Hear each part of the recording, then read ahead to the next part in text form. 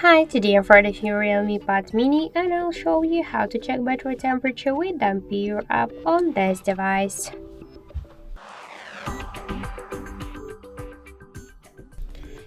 So first we should get the Ampere application from the Play Store. That's why on the search we'll enter the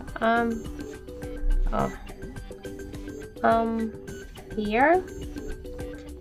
And now we should get this application. That's why tap the install button and wait a couple of seconds while this application will download and installing on your device.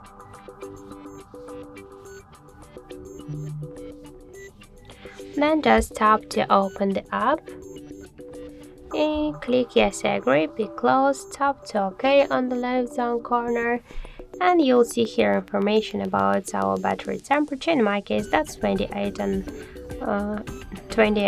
and 8 degrees. So also I got here more information like the battery health, capacity, voltage, Android version and more other info. So that's it, thank you for watching, and if you find this video helpful, don't forget to leave a like, comment and to subscribe our channel.